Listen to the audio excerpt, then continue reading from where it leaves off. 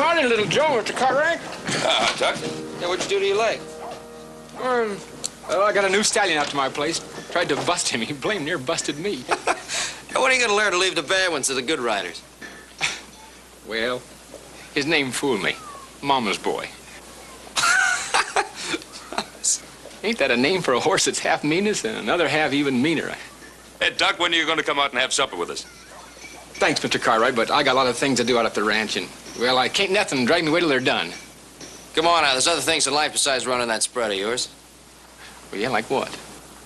Like having supper with friends or playing a little poker, dancing with some girls. If you had a spread as big as Tuck's here, you wouldn't have any time for that dancing and poker playing. Tuck, come on out. You're always welcome out at the Ponderosa. Thank you. Really, how's the leg feeling? Oh, tolerable, tolerable. Just tolerable, huh? How come you're so spruced up? I'm gonna meet some friends of Pa's from back east, Philadelphia. I figure with some of the riff-raff running around the street here, I gotta try to make a good impression. Well, the tie don't help that much. Thanks a lot. We'll see you.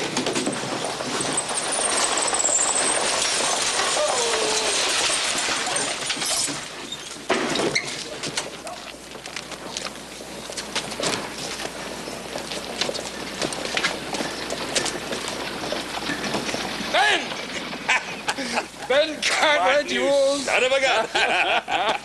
How are you, Martin? Hey, you look wonderful. Feel wonderful. You look wonderful yourself. It's my youngest boy. Little Joe, it's Mr. Melvin. Mr. Melvin, a pleasure to meet you. I heard an awful lot about the old days from Pa. Lucy, dear. Lucy, this is Ben Cartwright and his son, Little Joe, my daughter, Lucinda. Well, Miss Lucinda, what a pleasure. Welcome to Virginia City and to the Ponderosa. It's my pleasure, man.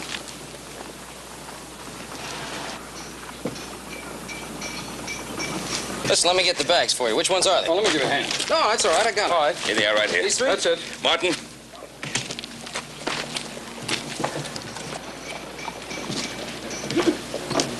Martin, you know, I can't believe it's been that long since we've seen each other. Oh, it is, Ben. The gray in our hair should prove that. Sure does. Hey, you didn't tell me about her. Tuck, I thought you were only interested in meeting horses. Martin? Thank you, Ben. Thank you, old Joe. Right, didn't have too dusty a trip, did you? No, fine trip all the way. Mr. Cartwright. Yes, Tuck. I'd like to accept that kind invitation of yours for supper tonight.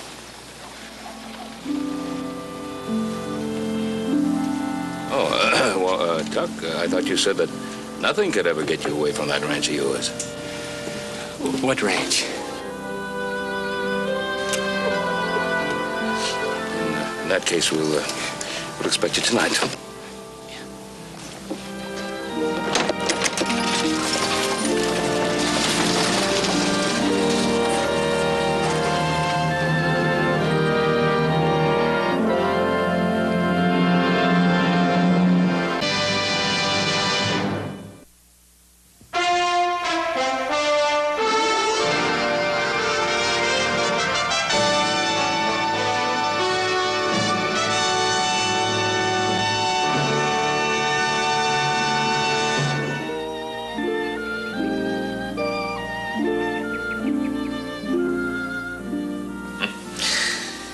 I remember you leaving St. Louis to go back east like it was yesterday.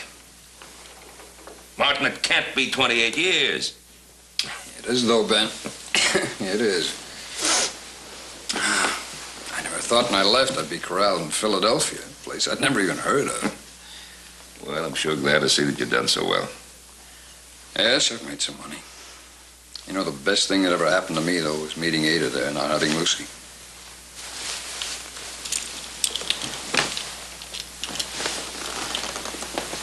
That was Ada. Beautiful woman. Yes, she was. All the way. I lost Ada when Lucy was just 5. Ben, you have no idea what it is to raise a child all by yourself. Oh, Of course I don't. No, you're talking about boys. I mean a woman child. I tell you, Ben, the human female filly is a woman grown down instead of up. She's just as hard to make out as her big sister. Lucy's always been a puzzle to me. Well, that's because you spoil the heck out of her. Only child, a girl. No, it's not what bothers me, Ben. See, Lucy was a sickly child. She spent a good many years in bed.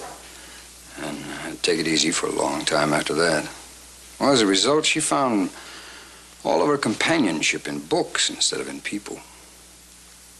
Now that she's grown and healthy, she still does. Mostly poetry and romantic novels. Well, you know, young girls and romantic novels go together like strawberries and cream. Yes, but Lucy gets all of her ideas of life out of these books. She hardly ever comes down to bedrock. I thought that out here we still have to claw some just to stay alive. She might just come down to earth.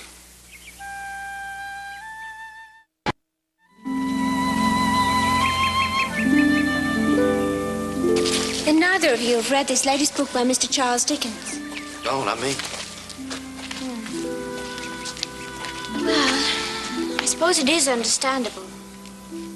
Tale of Two Cities was only published this year. Probably hasn't reached the Virginia City bookstores yet. The bookstores? Yeah, the bookstores. Miss Lucinda, I'd sure admire to read it. Well, I'd be very happy to lend it to you. As soon as I finish reading it. Again.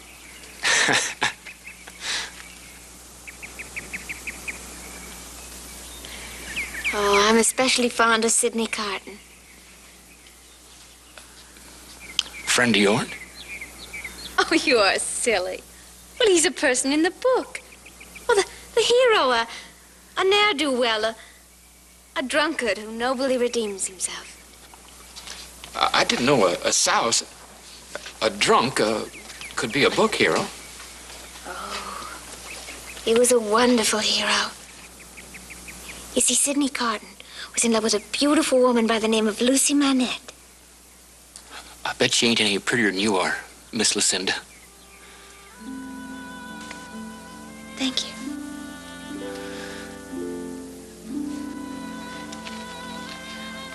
Oh, my friends call me Lucy. I hope you both will. You just talked us into it.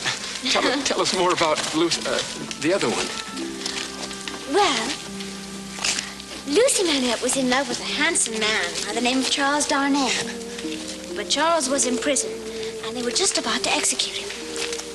Oh, but Sidney Carton loved Lucy so much. Do you know what he did? No, tell me. He sneaked into Charles Darnay's cell, drugged him senseless, and took his place in prison, and died in his stead.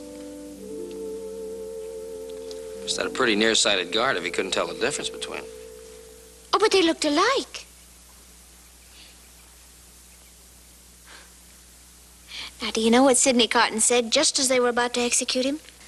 What his very last words were? No, what were they? So long, I guess. Oh, nobody ever says so long in a book by Mr. Charles Dickens. Well, not when they're about to die, anyway. No, what he said was, "It is a far, far better thing I do than anything I have ever done."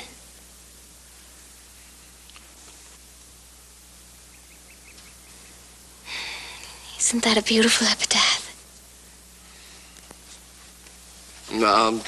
Sorry, I think the whole thing is pretty silly. What? Well, the way I look at it, this fellow would have been a lot better off if he just let well enough alone. His rival dies, and he has a girl he's in love with. Apparently you don't understand this kind of nobility. This was an ideal sort of love. Oh, come on. There's a big difference between being noble and being stupid. Listen, if Lucy says something's noble, then it's downright noble.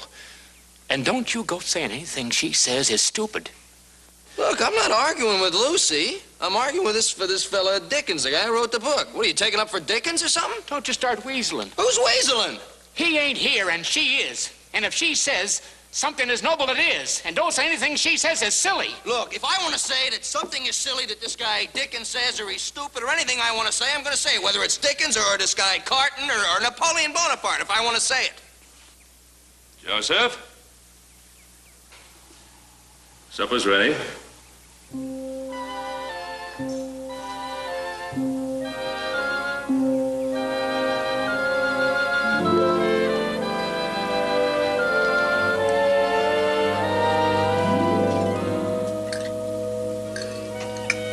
I'm sorry that Adam and Hoss are so late. Of course, they're coming a long way. I can hardly wait to see the sights around here. I'd sure admire to show you myself. Be an honor. I'm sorry, Tuck, but Lucy already has a guide. Me. I'd be delighted to have two such exceptional guides. What do you think you'd like to see? Now, Adam and Hoss are doing some branding down at the South Creek. Oh, no, thank you. I mean, oh, well, I've heard about branding. I don't think I'd enjoy it. Yeah, I don't suppose that'd be too interesting for a young lady. How about Indian's grief? Yeah, that's a wonderful idea. Just the ticket. What is it? It's just an old Indian landmark. Oh, no, wait a minute, Joe. It's more than just an old Indian landmark. It's probably the most romantic spot around here. Really? Oh, please tell me about it. Well, see, the Indians, as is the Paiutes, believe that a great chief is buried at Indian's grief. They mourn him. Because according to their legend, at the very beginning of time, the great Manitou, as the great spirit, visited his wrath upon them. And after many men, women, and children had died, the medicine men told the chief that the only way that the great Manitou could be appeased would be if the chief sacrificed his eldest son to him. No. Well, the chief prayed to the great Manitou and asked that he be allowed to take the place of his son. He dressed himself in his finest garments, and he mounted his favorite horse, and he rode to the very top, the highest cliff, and he leaped off. What a beautiful story. The Paiutes are very superstitious about Indians' grief. They never walk around the rocks there. It's taboo. They don't mind white men doing it, but it's sacrilege for a Paiute. Well, Lucy, dear, there's the romantic West you've been looking for. Oh, I can hardly wait to see it. When can we go? Well, I if you... think Well, if you really want to go... Seeing it was my idea. I'll take you there tomorrow myself.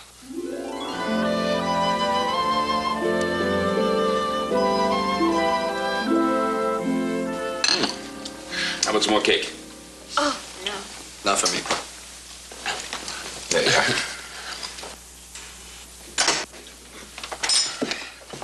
Oh, sorry we're late. Got held up. Well, come on in and sit down and have something. Hoss and Adam, my two sons. Meet our guests, Miss Lucinda Melvany. Hey, country around here's getting prettier all the time. And I'd like you to meet the father of the country, my old friend, Mr. Martin Melvany. Happy to meet you, sir. Hoss, Adam. Well, how's the branding coming along? Fine, boy. If that bunch of renegade Paiutes don't show up. You around here now? Well, sort of close by, it seems. A few days ago, they killed a couple of fellers and a woman over at Savage Station. Day before yesterday, they killed a man and a little 11-year-old boy out at the Smiths. Apparently they were all young bucks. One of the men at Smith's recognized the leader. And guess who it was, Joe? Who? Your old friend Sharp Tongue. What? Who is Sharp Tongue?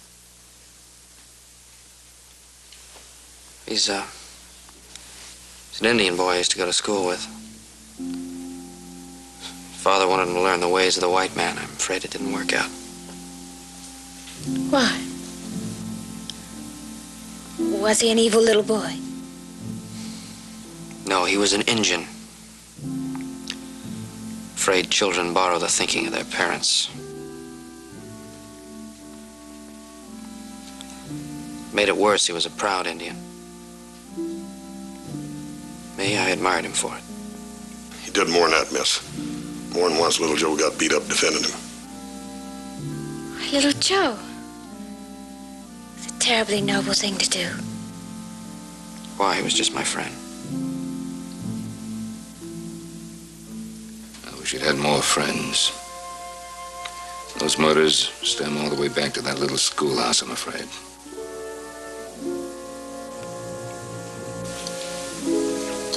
Probably get worse.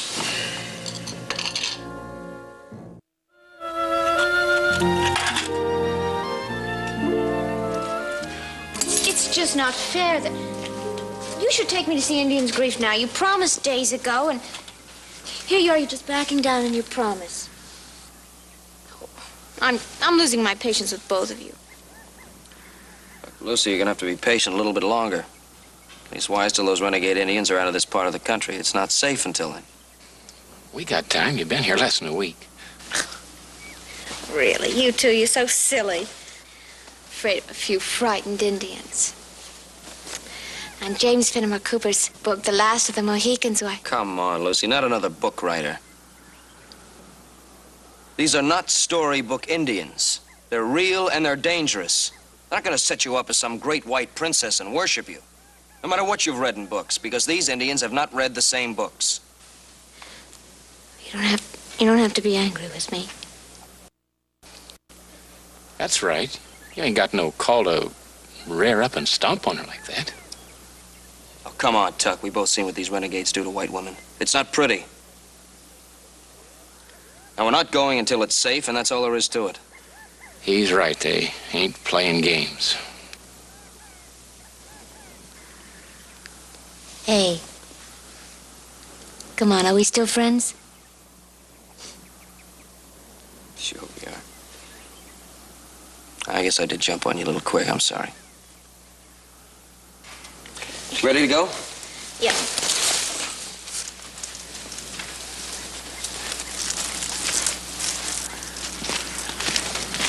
Hey, wait a second. It looks like a little stone bruise. Be all right tomorrow. Lucy, you'll have to ride with me now. Slow down a minute. My horse has got a gait like a rocking chair. Lucy's gonna be a lot more comfortable back of me. You gotta think of her. You know, Tuck, I just don't believe you. You're so noble. You know, you make that fella Sid Carton look like a tin horn. I'll tell you what we'll do, though. We'll flip a coin for it. Let me see that there coin. If you can't trust your friends, who can you trust? Call it in the air. Heads. Doggone.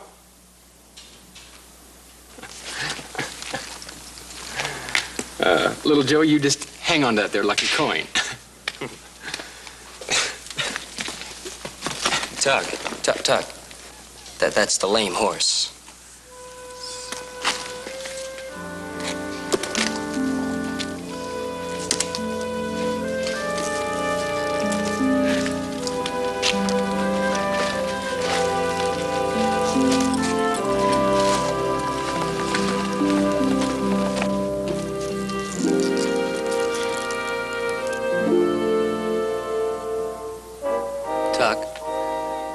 Tuck. And anytime you're ready.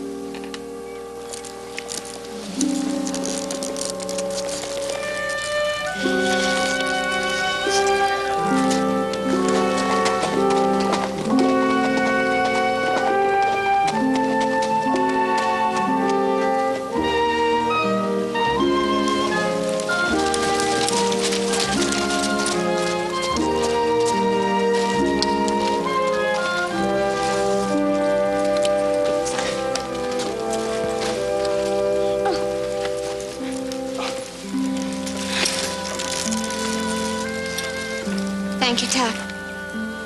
Thank you. Well,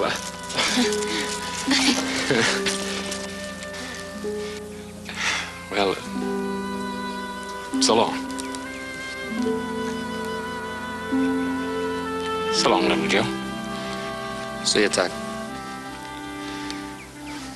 See you tomorrow, Lucy. Bye, Doc.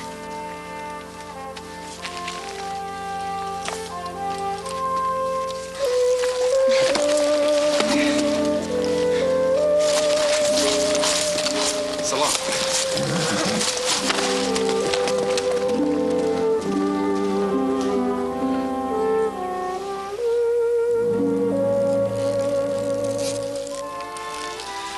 You really think you're being fair to Tuck? Fair? Yeah. You know, Tuck's whole life has been the ranch. Ever since he was a little boy before his folks died, that's all he's thought about. Never even had a girl of his own.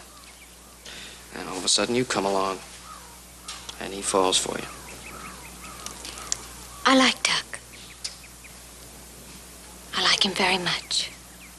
Everybody likes Tuck. There's a big difference between like and the way he feels about you. You seem to be very sure that I couldn't learn to return that love. You and Tuck? No. You don't have anything in common. Nothing at all, but it doesn't matter to Tuck because he loves you. You know, to him, you're not even a girl. You're a princess out of a storybook. Oh, little Joe. Sometimes a girl wants to be treated like a princess.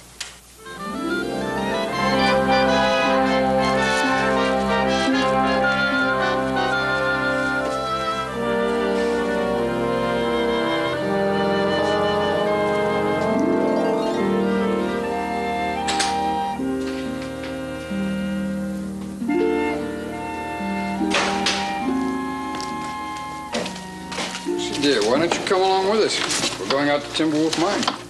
We sure wish you would. We haven't seen near enough of you. Now I understand you'll be leaving for home in a couple of days. Going home? I'm sorry, dear. I meant to tell you. We're going to have to leave sooner than we planned. Timberwolf people are insisting that I go back east immediately to organize a mining syndicate.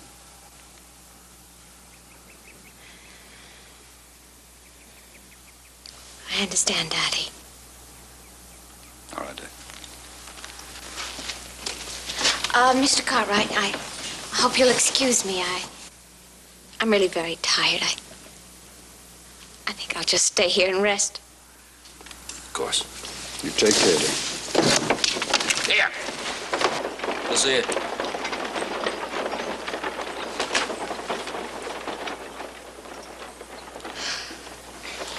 Well, we're gonna miss you. Thank you. Well, I'll miss everything. Gee, I'm afraid my whole morning's pretty well taken up. I have to deliver some supplies to my brothers down in South Creek.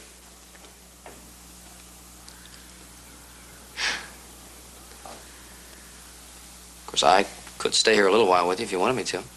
Oh, no, please. I think I'll just stay at home and catch up on some reading I have. Well, better be on my way. You sure you don't want me to stay with you? No, please. Okay. We'll see you later.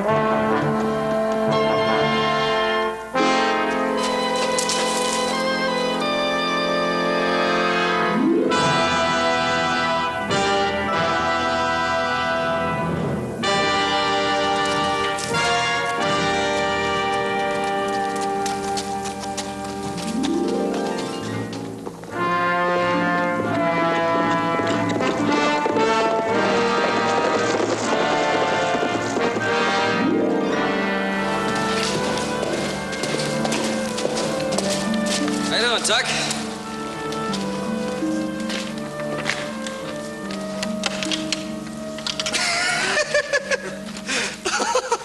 Oh, no, don't tell me.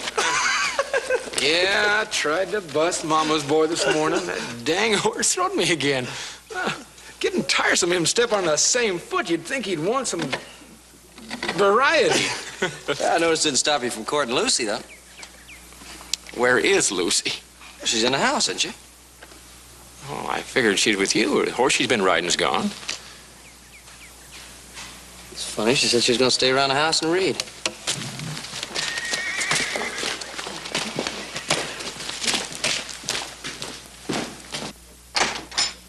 Yeah, one of the hands must have taken her horse. She's probably upstairs reading one of her romantic stories in some kind of trance. Hey, Lucy!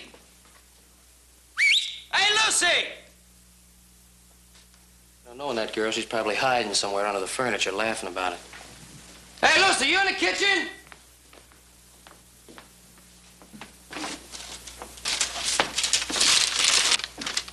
What is it? It's a note from Lucy. When I learned we were going home in a couple of days, I just couldn't leave without seeing Indian's grief. Don't worry. To the way we warned her. Well, we'll just go fetch her. She's probably sitting up there in that rock by herself. Yeah, if the pirate renegades don't find her first. I'll get the horses. I'll leave a note for Pa. Tell him where we're going.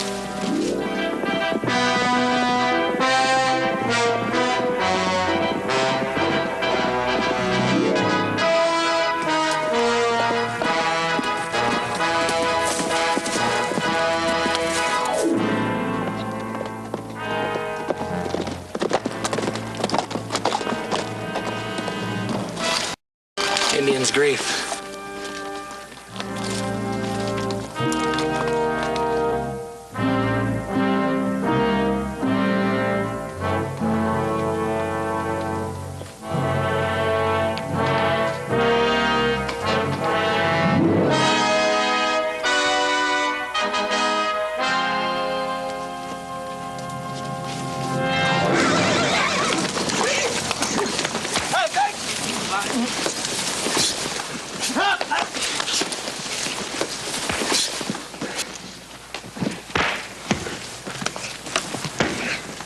Togene, go!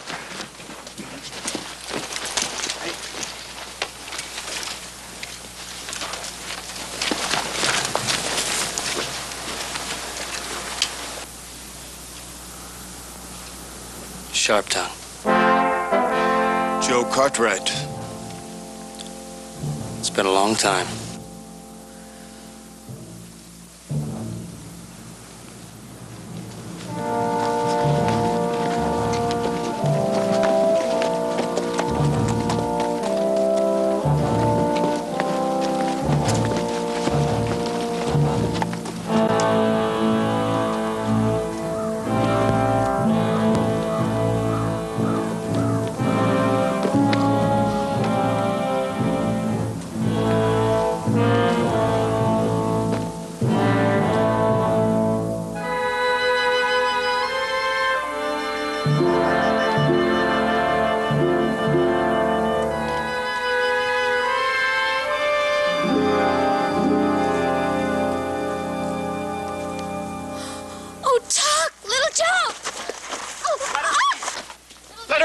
Let her be!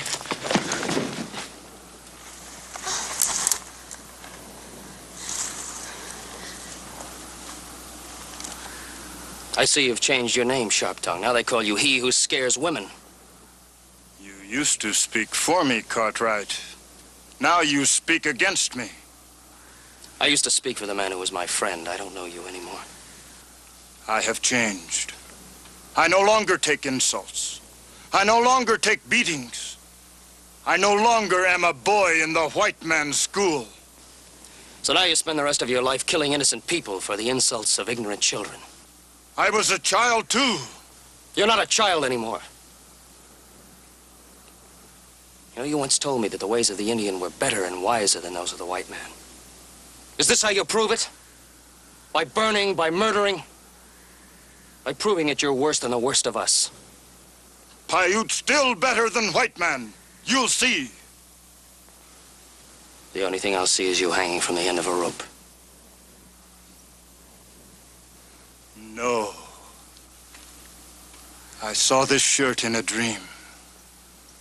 When I woke, I made shirt, just like in dream. As long as I wear shirt, nothing evil can happen to me. Manitou himself promised it in the dream.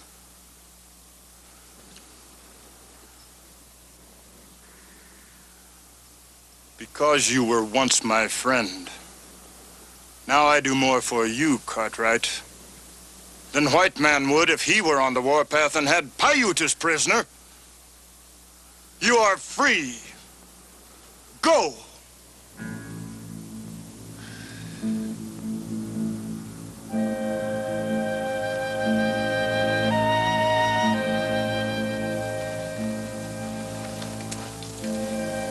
She's my woman. He's my friend, as we were friends in school. Let them go, too. She is pretty for a white woman.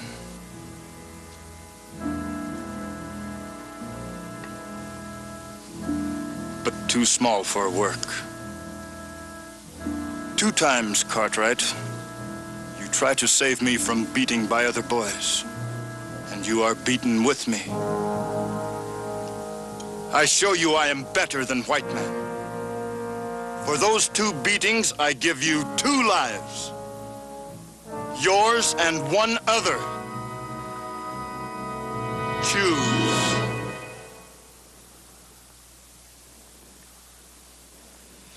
What are you waiting for? Take her with you.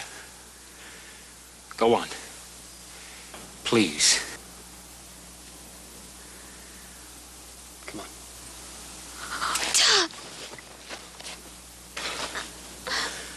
Go away with him, Lucy. Please. I'll be all right. Go quickly, Cartwright, and do not come back. The next time we meet, remember, I will owe you nothing.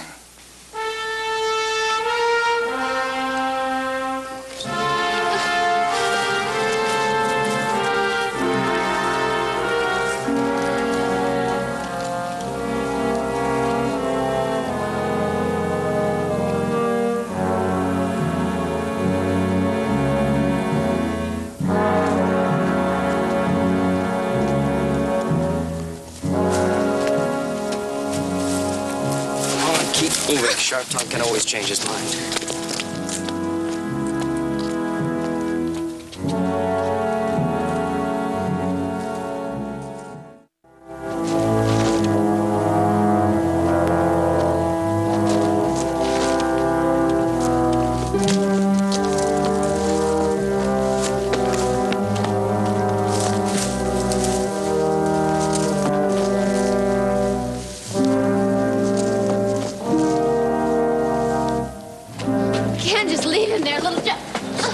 Quiet.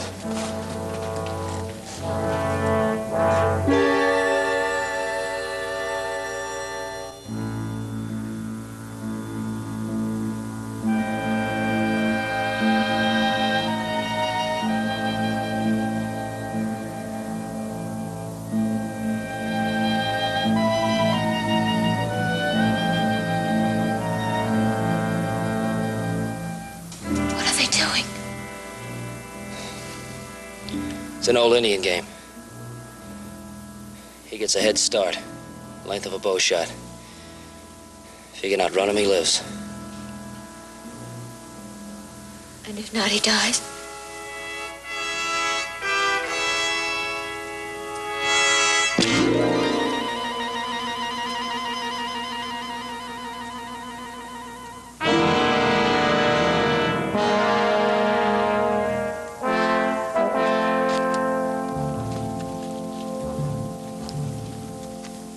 Kawina!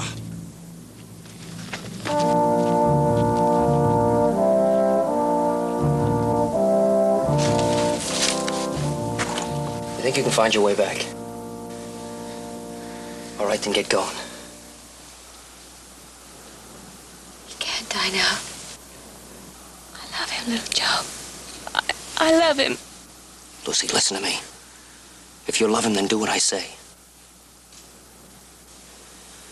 I left a note for Pa. He knows where we are. You'll probably meet him on the way back. Tell him what's happening and tell him to hurry. Now go on.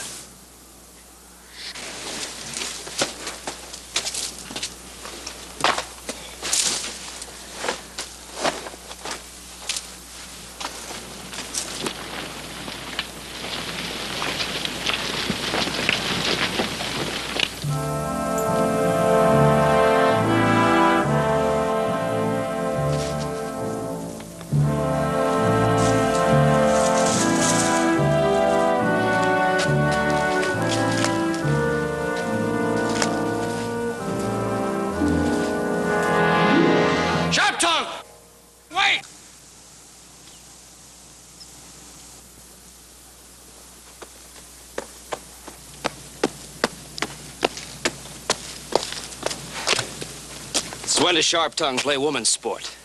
I told you the next time we meet, I would kill you. This is woman's sport. My friend's leg is hurt. He can't run. If you want sport worthy of a warrior, let me take his place. Let him go free. And try to kill me if you can. I could always outfight you and outrun you. I still can. You know the game. You will have no weapon. I know the game. If you get away alive, he lives. But if you don't, he dies too. Go, Cartwright.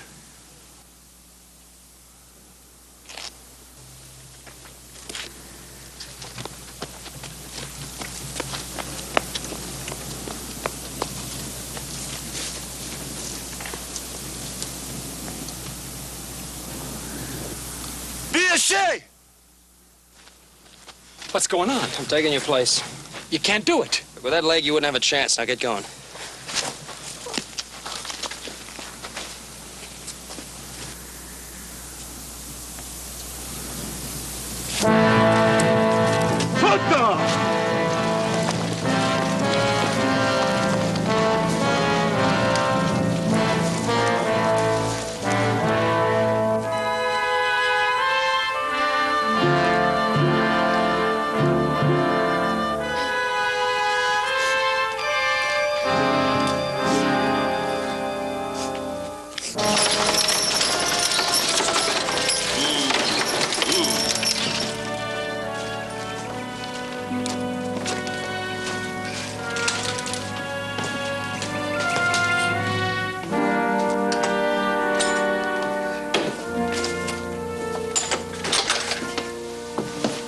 Ben, I'm going to see if Lucy's in her room. Martin. Yes, Ben? Lucy's not in the room. What? According to Little Joe's note here, she was headed for Indian's Grief. Yeah, the renegade pirates were seen around there. Okay. Shall we get some more men? No, there's no time for that. Let's go.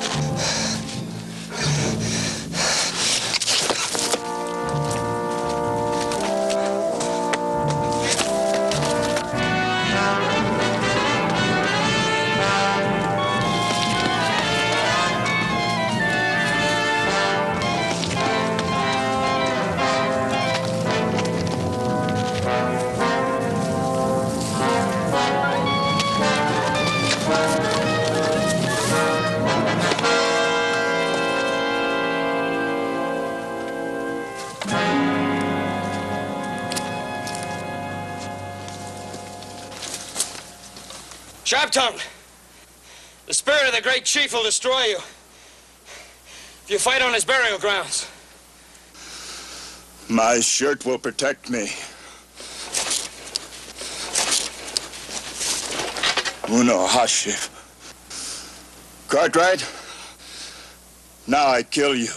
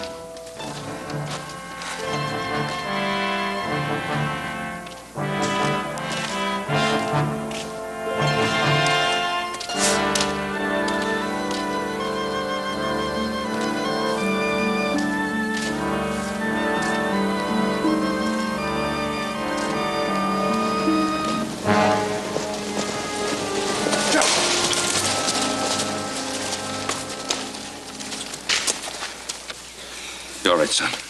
You all right? Yep, I'm fine. Yeah, I had to kill Sharp-tongue. Rest of his braves rode off towards the reservation.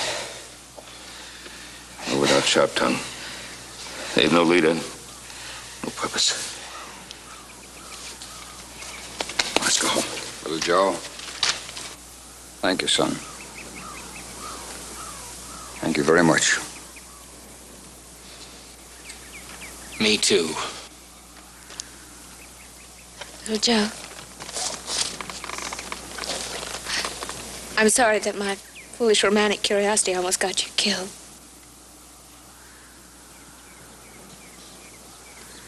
But you were as noble as Sidney Carton.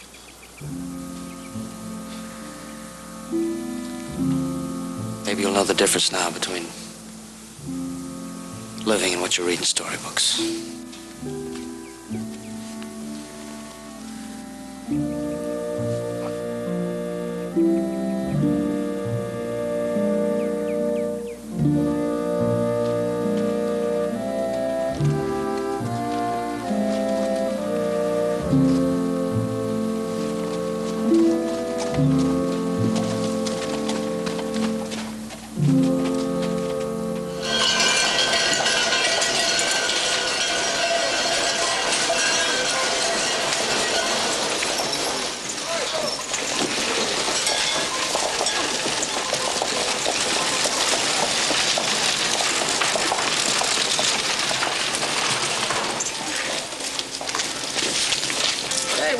Not so fast. Doesn't the best man get a kiss from the bride?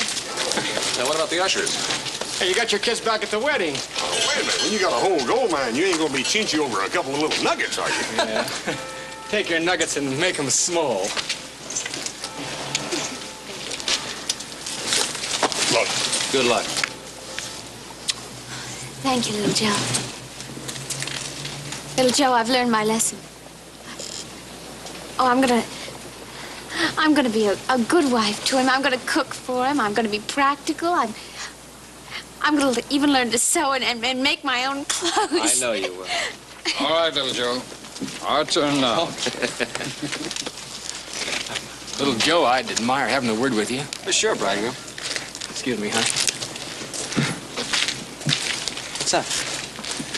I just want you to know, I especially appreciate your saving me. Oh, come on, forget it. What kind of you being in love with Lucy yourself? What? I realize you didn't want to own up to it out there at Indian's Grief, but I know the truth. And I know it took a lot to save the life of a fella who was in love with your best girl. Who did that? Don't listen. You did exactly what that carton hombre did in that there book of Lucy's. Are you out of your head? I didn't... Don't you fret. I ain't going to tell anybody, especially Lucy.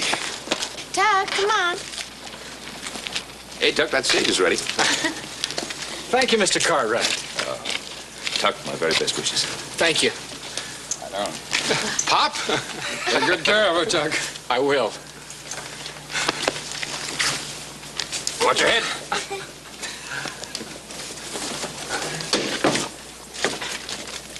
There you go. Bye.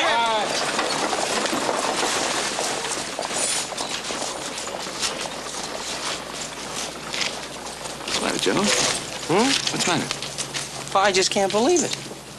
She's starting to think like him, and he's starting to think like her.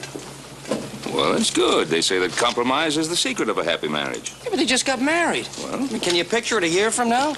He'll be sitting there reading Dickens, and she'll be busting horses.